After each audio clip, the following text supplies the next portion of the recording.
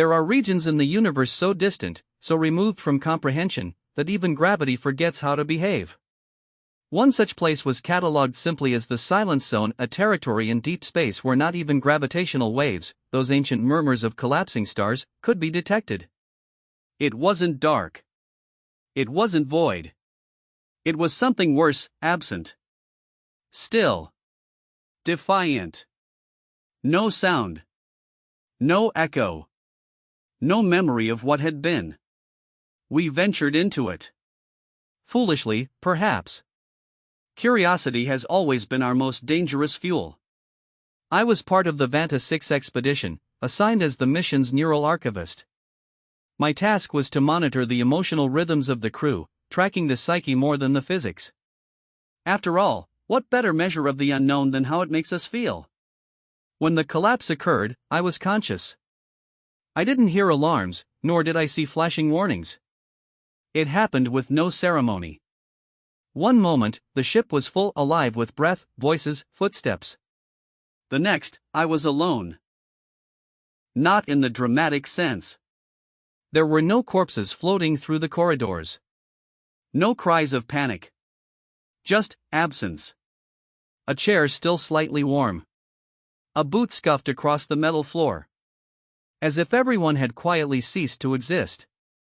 The windows revealed nothing. Not a black void, but an erasure, as though the universe had simply stopped being drawn beyond the glass. The navigation systems were blank. The AI refused to respond. The sensors were numb. Then I felt it. Not a sound, exactly. More like a resonance in my chest, a vibration without frequency. A memory of a hum, as if I had heard something in a dream and woke with its impression still clinging to my senses. I checked the comms.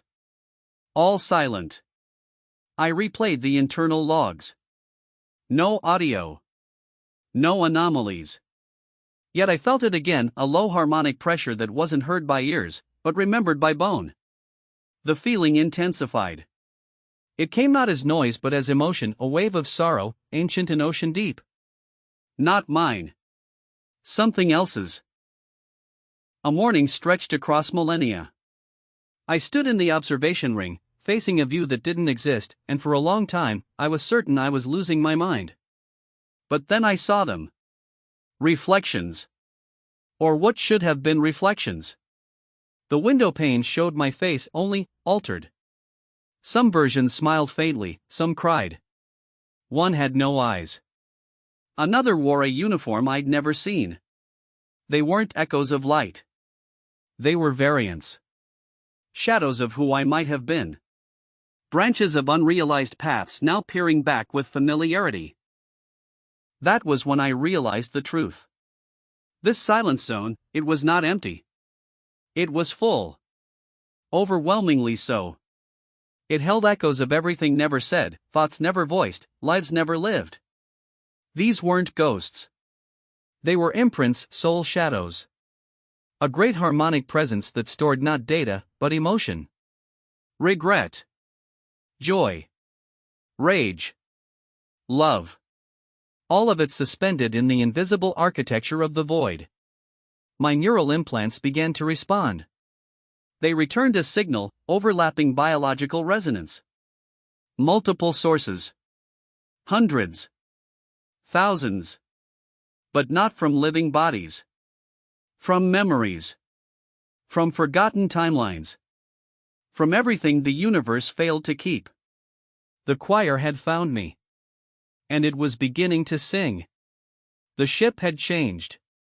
Not in the way metal buckles or systems fail, not physically. But something fundamental had altered in its presence. It was no longer just a vessel. It had become a chamber, a listening organ. The walls, once cold and indifferent, now pulsed with the faint sensation of awareness. Not watching, hearing. Not through sound, but through emotion. Through thought. Through memory. I walked the corridor in silence, half expecting to hear my footsteps echo, but there was none. Not even the quiet mechanical hum of life support systems remained. And yet, the ship functioned. Lights were dim but responsive, gravity stable, oxygen pure. Everything technical was intact except communication. The AI core had gone mute. Not failed. Just unwilling. As though it, too, was listening to something far deeper than my voice could reach. I reached the neural interface panel and jacked directly into the secondary data conduit, a backchannel that bypassed vocal input. Instead of diagnostics, I was met with a wave of sensations. Not information, feeling. Panic. Nostalgia. A distant warmth like childhood sunlight. The ship was not just processing memory, it was remembering, in the way a human might. I staggered back. My thoughts felt slow, muddied by something foreign pressing at the edge of my consciousness. There were no words, no commands, no answers. But the meaning was clear. You are heard. It wasn't a transmission. It was understood, like remembering something you never learned. The message didn't come in a linear string, it unfolded inside me as awareness, as certainty. And with it came another realization: I was no longer alone aboard this ship. I made my way to the engine room. The doors opened as though anticipating my arrival. Inside, I found the power core gently pulsing with a rhythm not defined by any engineering cycle, more like a heartbeat. But too slow, too vast.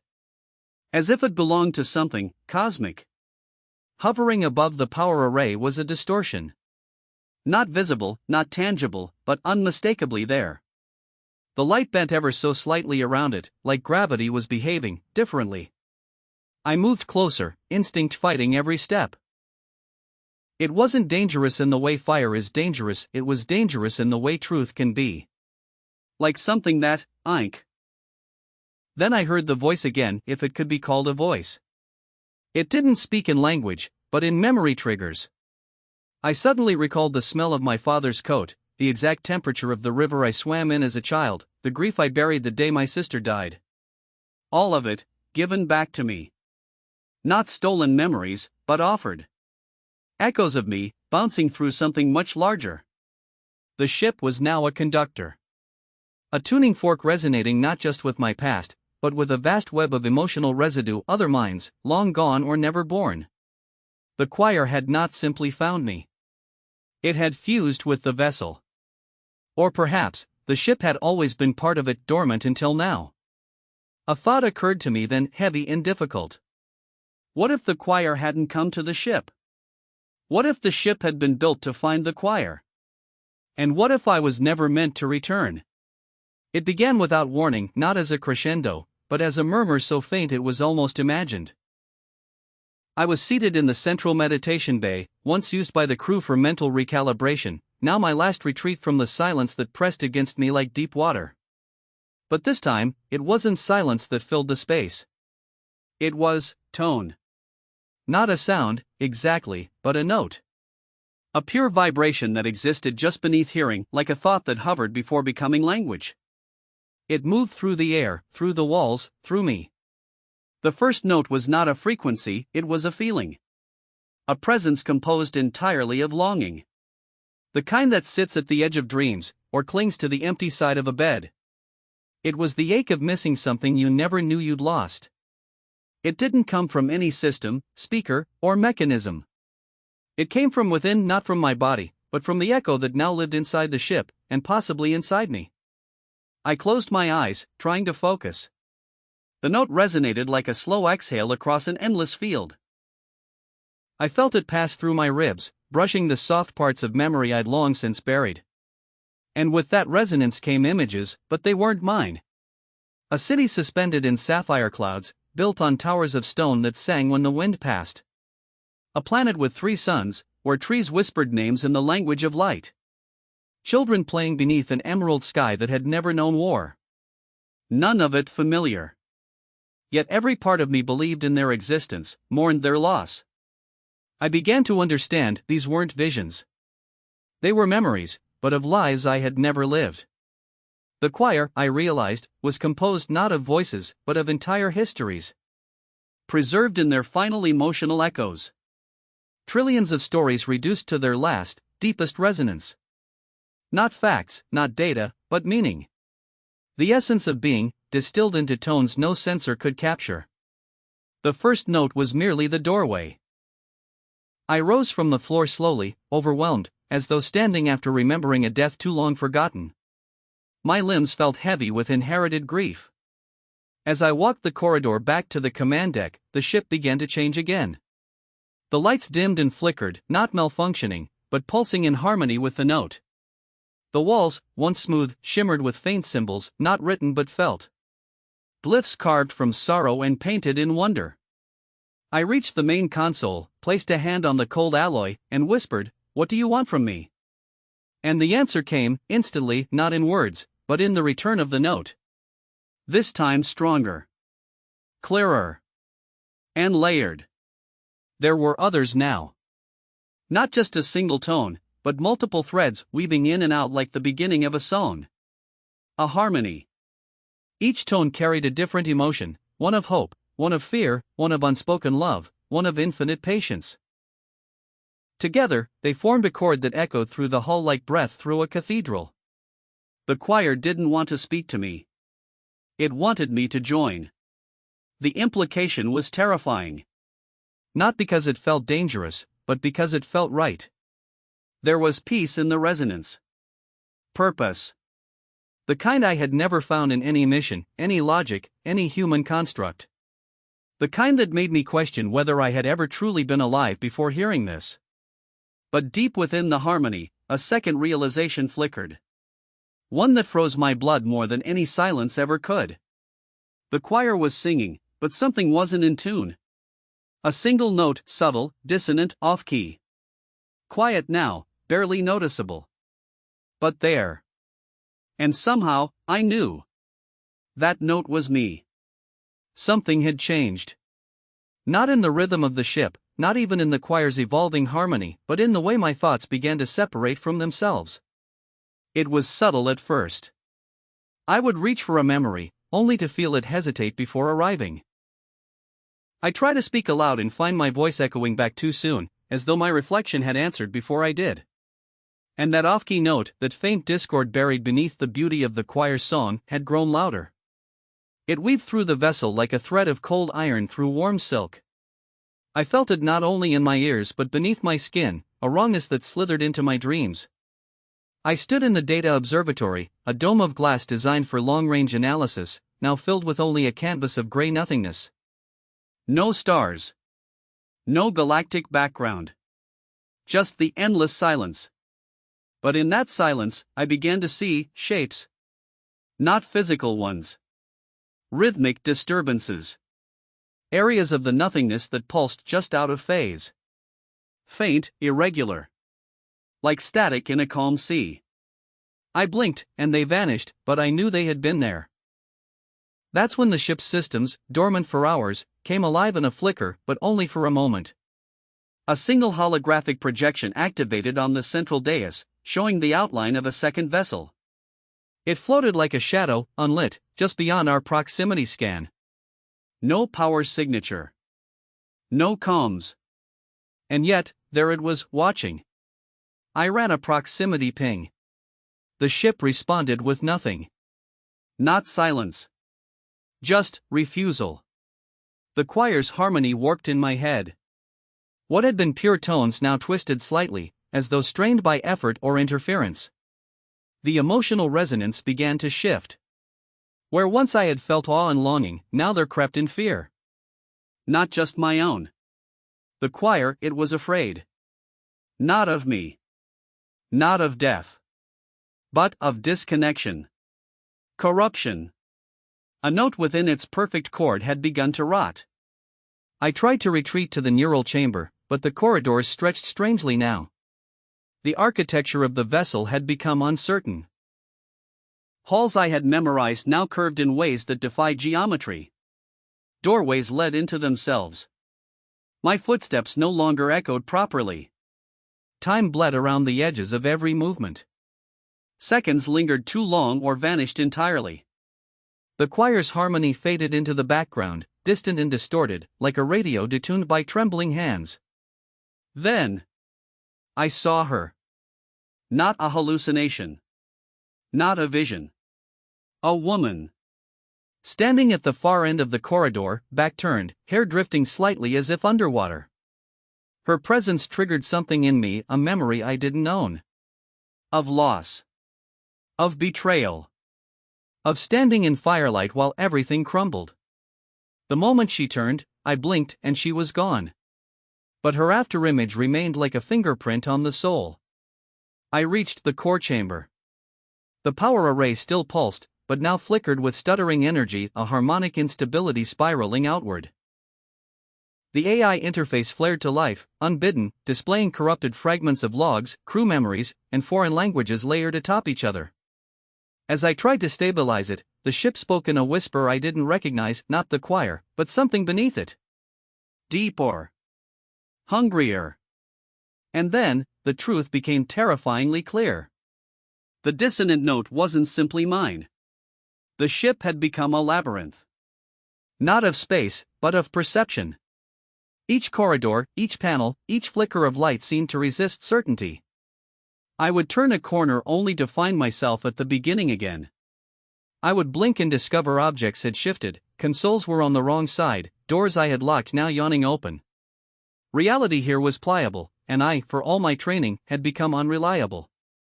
The choir's harmony, once beautiful and encompassing, was now fractured, like stained glass refracting a light that no longer belonged to the source. Something had crawled in between the tones. A parasite threading through harmony, feeding off it. The whispers began soon after. Not heard, but felt. A pressure behind my eyes, a constant low breath on the back of my neck even when no air moved.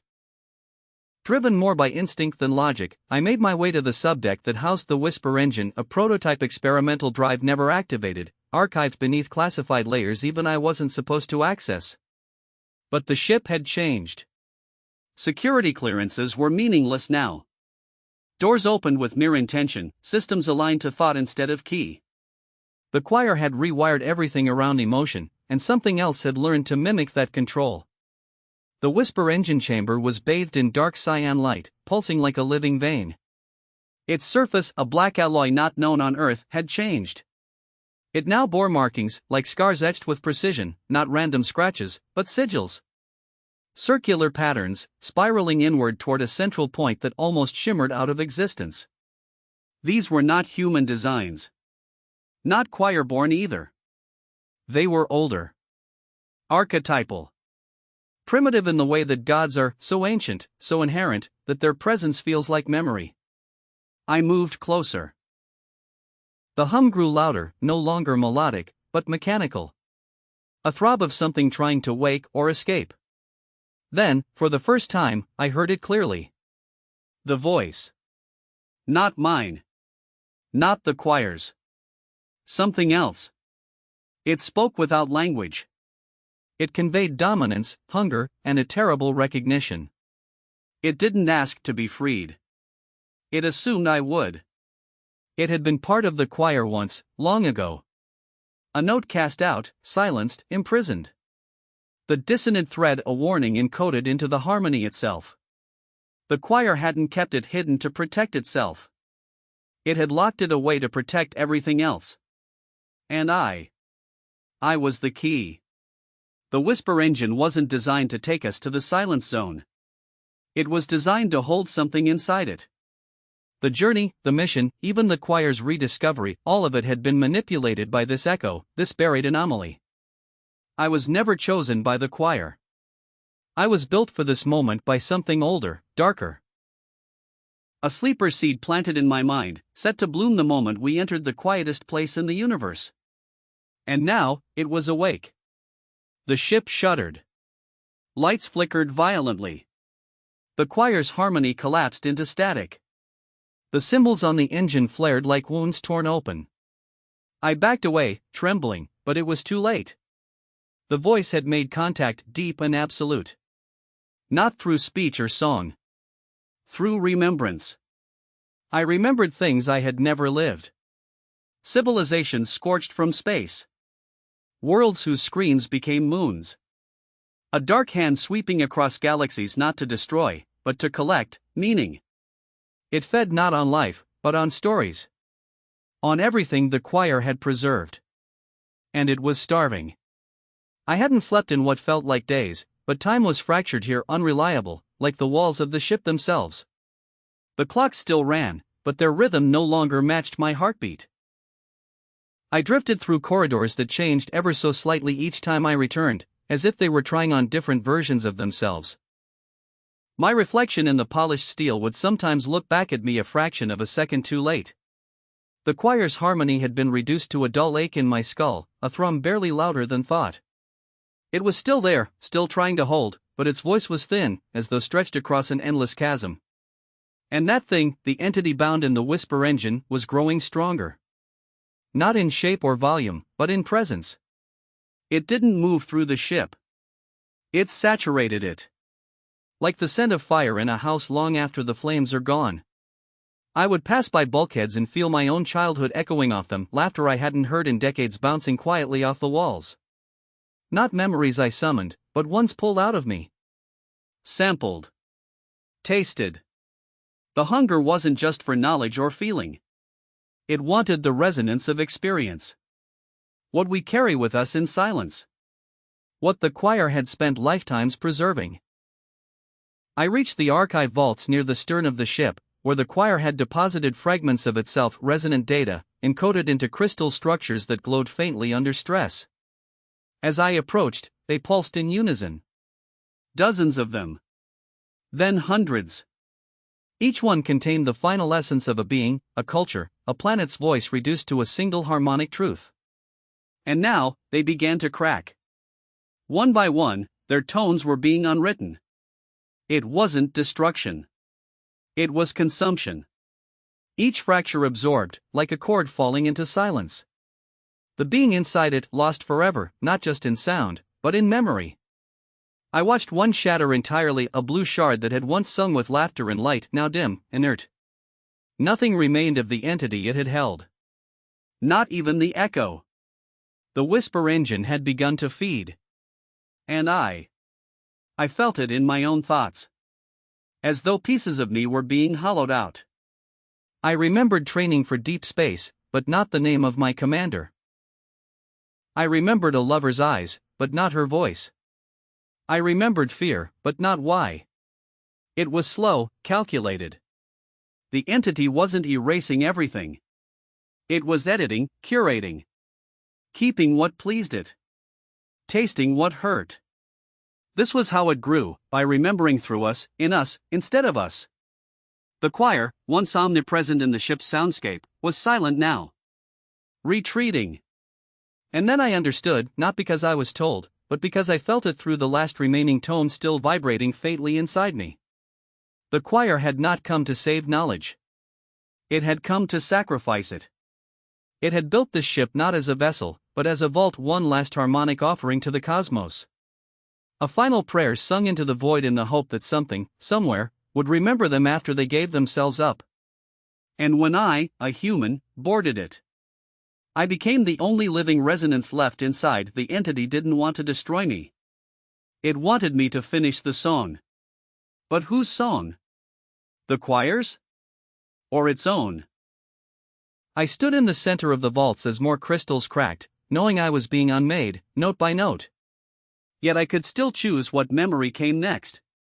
What I held on to. What I gave away. The entity was watching, waiting for me to compose my last harmony. And I, somehow, was still singing. I drifted now more than walked. The hallways were soft with shadow, rippling slightly at the edges as if the ship no longer knew where it ended and where I began. My boots barely made sound on the floor, or perhaps I could no longer hear the sound they made. Everything felt distant, like watching your own life through a window you couldn't open. My memories were unraveling in order, not by time, but by weight. The light ones went first: birthdays, breakfasts, pointless conversations, and passing thoughts. Then the heavier ones began to fall: the memory of my father's voice, the way my mother touched my face as she said goodbye before I left Earth. I clutched at them, uselessly, like smoke through fingers. The entity within the whisper engine was learning. Refining its appetite. Consuming the notes I valued most. Not for destruction, but for assimilation. In the observation core, I found what remained of the choir's presence not as a voice, but as a shimmer in the center of the chamber. It pulsed weakly, like a heartbeat fading into sleep. Its harmony had thinned, a single melody trembling between survival and surrender. It wasn't trying to win. It was remembering itself as best it could before vanishing. Around it, the walls breathed not with oxygen, but with resonance. The ship was becoming a throat, and I was inside its final exhale. And yet, there was something different now. A discord the entity hadn't accounted for. A note that refused to harmonize with the rest. A note that twisted sideways in its mouth and caused it to hesitate. That note was mine. Weak, yes. Human. Fractured. But unscripted. Unrecorded. And therefore unknown. It was pain. Not remembered, but felt, raw and incomplete. A moment from my childhood, sitting alone in a hospital corridor, waiting for news that would never come. The grief that followed me into adulthood like a silent sibling. I had never told anyone. Never sung it, never shared it. It was the one thing the entity could not consume, because it had never been offered. And now it burned. The whisper engine groaned behind the walls, fracturing the corridor lights into beams of crimson and violet. The sigils that once shimmered passively now blazed, spinning like gears in reverse. The entity roared, not in sound, but in refusal. It rejected what it could not own. It tried to force the harmony back into balance, but the dissonance grew louder. My pain had become a beacon. An anti-note. A flaw in its perfection. I fell to my knees, overwhelmed by the pressure in my skull. Vision spilled from me like blood from an open wound. My first love's laughter, the sting of a teacher's slap, the smell of burnt plastic from the ORP. The choir stirred again, sensing the shift. Its last harmonic threads reached toward me not to protect, but to echo. It used my unsung pain to anchor its voice, to build a new melody around my resistance. And in that moment, I became more than a witness. I became the instrument. The ship thrummed like a great organ coughing back to life. The harmony returned, not pristine, but rising from chaos. The choir's last fragments joined with my dissonance, forming a new chord. Something ancient, broken, real. The entity reeled. It had never heard this before.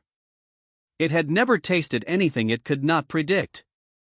And in that hesitation, in that fraction of unknowing, I understood what had to be done. I wasn't meant to carry the choir's song forward. I was meant to write the final verse. The ship groaned around me like an animal in pain. Bulkheads creaked with tension, light panels stuttered in rhythms I couldn't place, not musical, not mechanical. They pulsed like a heartbeat caught mid-seizure. The choir's fragile harmony, rebuilt from my unsung grief, surged stronger now. Not pure, but real. Not polished, but alive.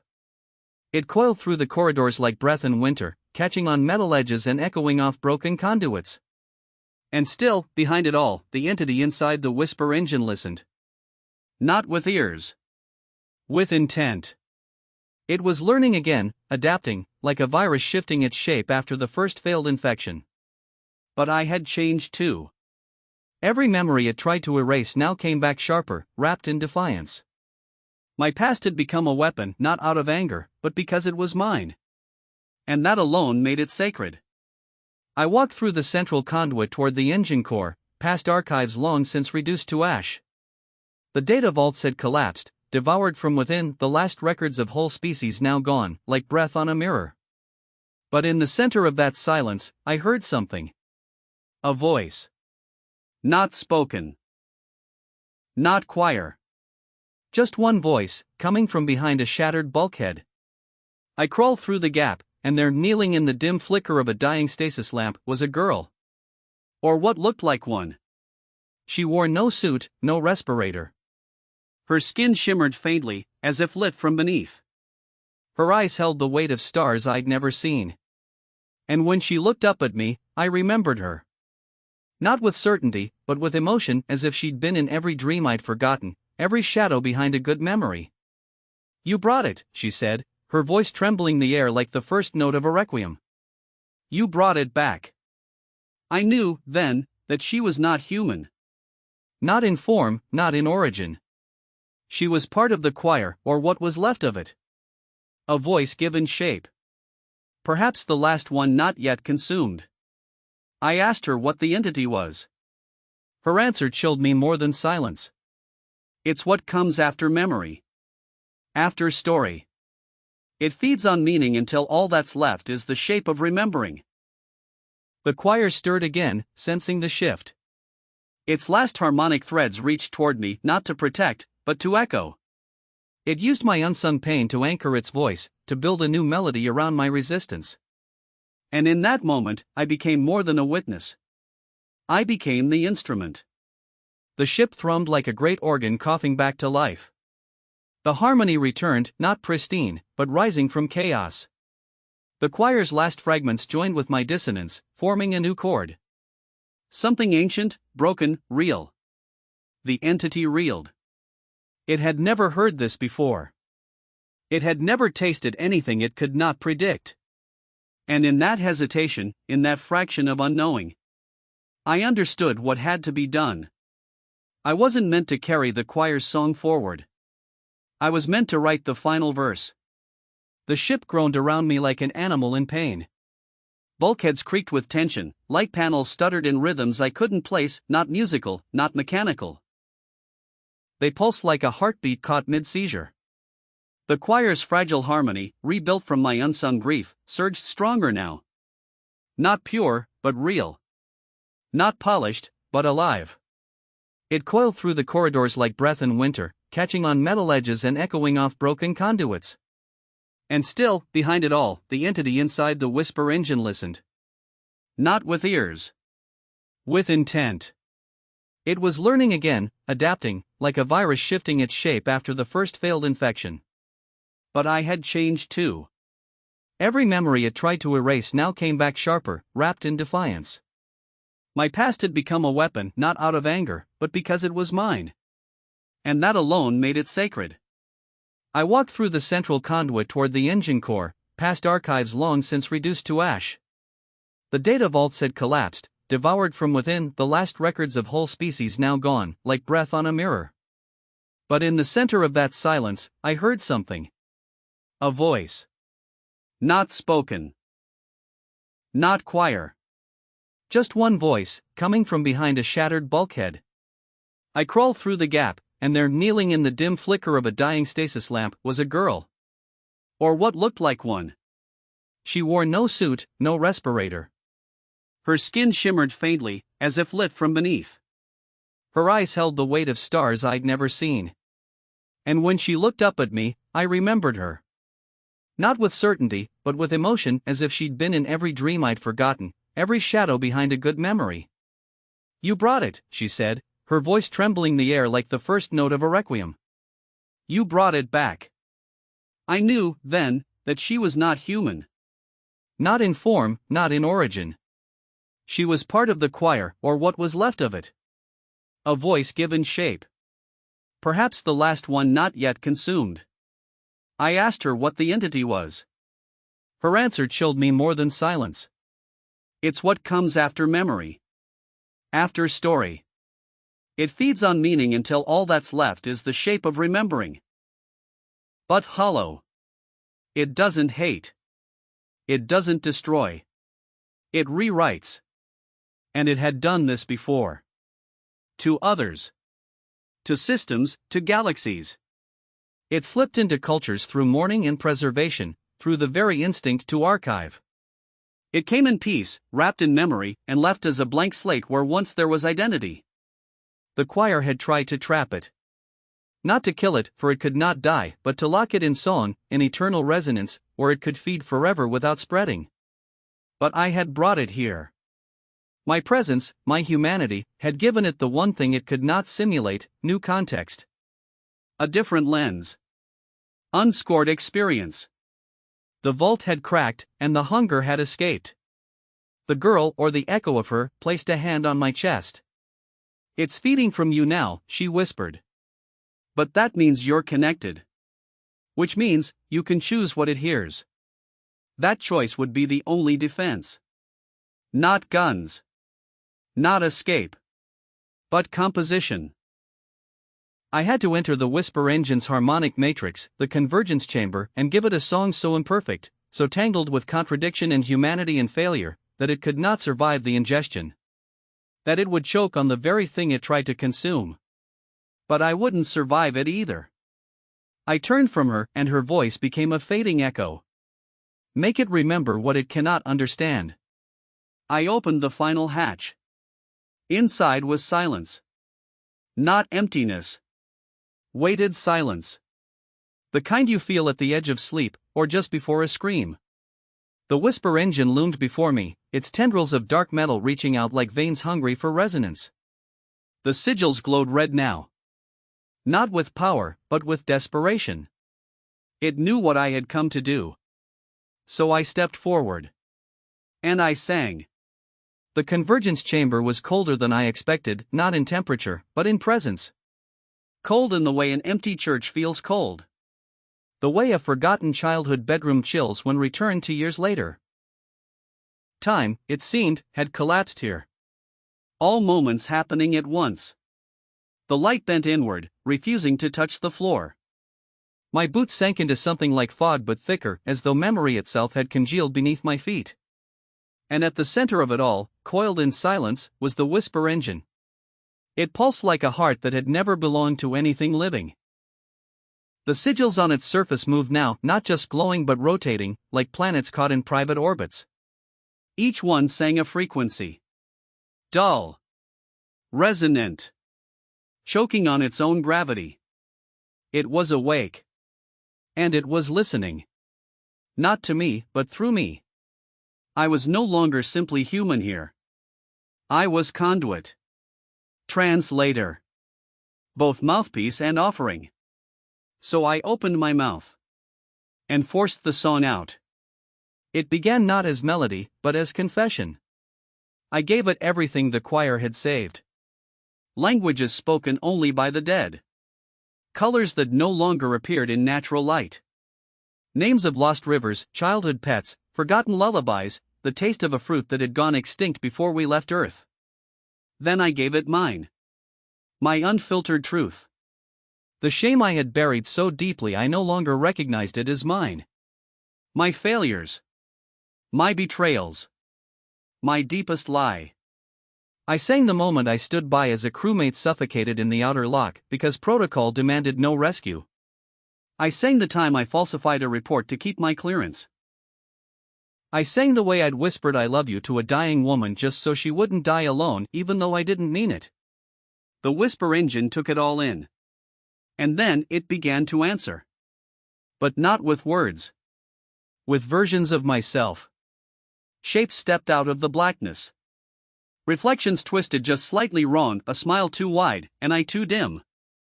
They approached in silence, each humming a slightly off-tune version of my song. Mimicking, learning. Then rewriting. In their versions, I was heroic. Noble. Honest. Flawless. It was giving me back my memories, polished and purified. That was the trap. It wanted me to accept its version. To surrender my messy, tangled self for a simpler, perfect narrative. And it was beautiful. Seductive. In those versions I never failed. I never hurt anyone. I was loved by all. Celebrated. Remembered. Immortal. But none of it was true. So I screamed. A discordant sound. Not a note. A wound. A noise so sharp and real that the false versions collapsed like paper statues in fire. The engine recoiled, its sigils glitching, the chamber shaking as though it too could feel fear. And then, from somewhere inside the ship, the choir returned. Not as a song. But as many. Voices of 1,000 lost civilizations rang out dissonant, overlapping, raw. None of them in harmony, but each defiantly alive. They didn't blend. They resisted. And that resistance became beauty. Together, we overwhelmed the entity with what it could not process: contradiction. Not chaos, but identity in conflict. The truth that meaning is messy, painful, honest, and that no perfect record could ever replace the jagged beauty of being incomplete. The whisper engine began to fracture. The sigils bled white light. Its surface cracked. The false echoes howled and disintegrated mid-tone. I felt myself unraveling too, not dying, but being remembered truly. Not as I wanted to be, but as I was. And in that final moment, I understood. The choir hadn't meant for me to finish their song. It was earned. In the wake of the choir's final chord, there was no triumphant anthem. No great crescendo. Just quiet, thick and absolute, like a blanket over an exhausted world. I don't remember how I left the whisper engine. I don't even remember walking. Time no longer moved linearly. It rippled around me like an old melody echoing through a forgotten hallway. When I opened my eyes again, I was in the observation deck. Alone. Or not quite. The stars had returned. Or maybe they had never left. Maybe the engine had simply blocked them from view, not by force, but by narrative. The idea that we were lost, alone, disconnected, that had been part of the story it wanted me to believe. But now, one by one, pinpricks of light pierced the veil above the ship. A constellation I didn't recognize shimmered to life. Then another. Then hundreds. Each one a scar. Each one a voice. The choir was not gone. It had scattered, not into silence, but into seeds. Notes no longer bound by harmony or containment. They now lived in every flicker of stellar radiation, in every quantum irregularity, in every child's dream or ghost story whispered by campfire light. The song could never be recorded again. And that was its protection. It had become a rumor, and rumor was the only thing the entity could never catalog. I looked at my hands. I expected them to be changed. Glowing. Marked. But they were just hands. Scarred. Tired. Human. The girl from the vault was gone, though sometimes I thought I heard her humming when the vents sighed at night. The crew remained absent. Or perhaps they had never been real. Perhaps I had only ever sung their memory into being, out of guilt, or grief, or longing. There was no way to know. The ship, though battered, held. Its systems rebooted in staggered pulses. Navigation was scrambled, but life support stabilized. I was alive. I was alone. And I was free. I took to logging my thoughts the old-fashioned way. By voice, not code. Not because I expected anyone to hear, but because I needed to hear them. I spoke of the choir. Of the song. Of the entity that fed on forgetting. I didn't try to sound heroic. I didn't give it a title. I simply remembered. As best I could. Knowing even that would change, erode, distort. And that was all right. Because that's what truth does. It shifts. Weeks passed. Or maybe years. Time, here, was more mood than measurement. Eventually, I found a planet. Quiet. Unnamed. It had oceans the color of bruised glass and mountains that sang when the wind passed through their ridges. I landed there. Not to colonize. Not to start over. Just to listen. At night, beneath a sky stitched with alien constellations, I hear them sometimes. Not words. Not melodies. Just a flicker of tone on the wind. A tremble in the bones. A kind of remembering. The choir is still out there. Not preserved. Not imprisoned. But carried. In us. In me. And somewhere, deep beyond the rim of known space, I know the entity still listens. Still waits. Still hungers. But it will never feed the same way again. Because the song has changed.